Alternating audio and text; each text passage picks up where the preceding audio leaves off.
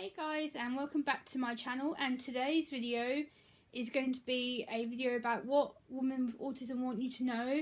It's a video I noticed on the Iris channel on YouTube, so I decided to do my own response to the Iris channel what women with autism want you to know video. And they talked about some really good points actually, which I actually agreed with and actually really enjoyed the video in general. I thought it was a well planned out, well thought, well respected video. And yeah, I just thought I'd talk about it from my own autistic standpoint and my own viewpoint on it. So first we're going to talk about the stereotypical look about not being autistic. Oh my god. I always get told this every single time I go out in public. Oh, you can't be that autistic because you cope. You behave yourself. You're always functional. How many times I hear that drives me absolute balmy.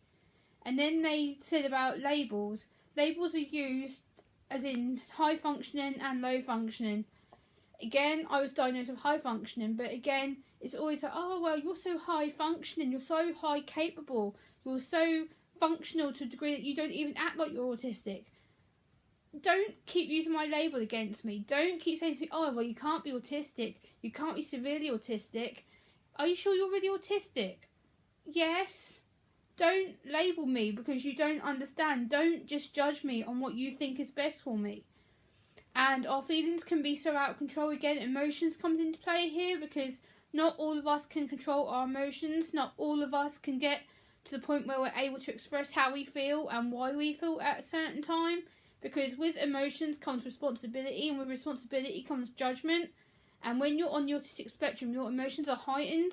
So every time you go to say something or you want to talk about something, everything is 10, 20 times more heightened than the normal neurotypical person.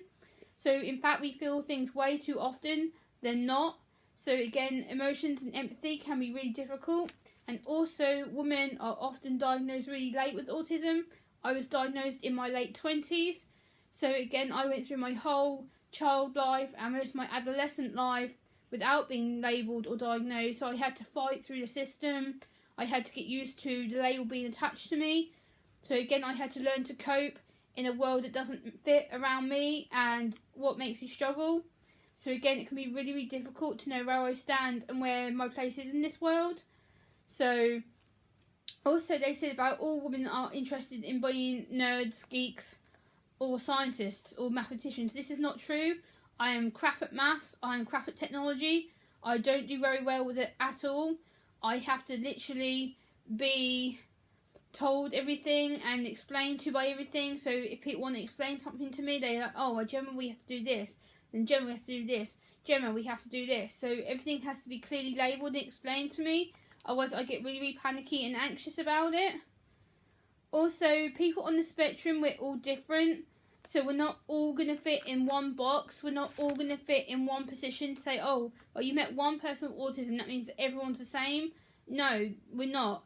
And also we are more trusting than other neurotypical people. Being women on the spectrum, we tend to trust way too much than what we should actually be trusting people. And the problem is when we trust that deeply, we expect the trust back in return.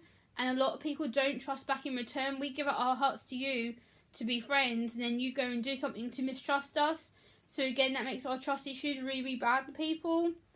And obviously people then assume that we are not interested in like relationships sexually or physically, and that's not often the case. Sometimes people with autism do want a sexual relationship. Sometimes people with autism may not want a sexual relationship at all, and that's okay. I get that. I'm someone on the asexual spectrum who doesn't want a sexual relationship. I don't want to be with anybody. I want to be on my own, to be able to do my own thing. But people on the autism spectrum do want sex. It's just the way that they process it and plan it, and they may need some support with accessing that feeling. They may need support with telling somebody they want a sexual relationship and the sensible way of how to pursue that relationship and how to date somebody and how to effectively communicate somebody. So don't assume that we're all non-sexuals, because we're not. It's just depends where we are on the spectrum, where we fall with our sexuality. So again, that could be with being lesbian, being gay, being bisexual, pansexual, asexual, anything on that sexuality line. Again, we're all a spectrum, so again, it depends where you fall on that particular issue. Yeah.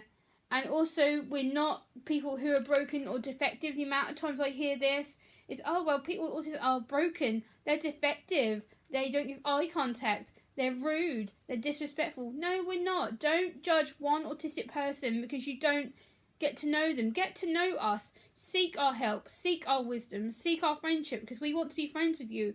We want to help you. We want to support you. So don't judge us just because we're women. And then finally, all I want to say about this video is that I really loved it. I really loved the fact that they were all autistic women. They were all along the fine line of the spectrum. They were all different age ranges, starting from early childhood right up until the mid-30s age range. So it was good to see a different spectrum and a different good experiences and bad experiences of being diagnosed.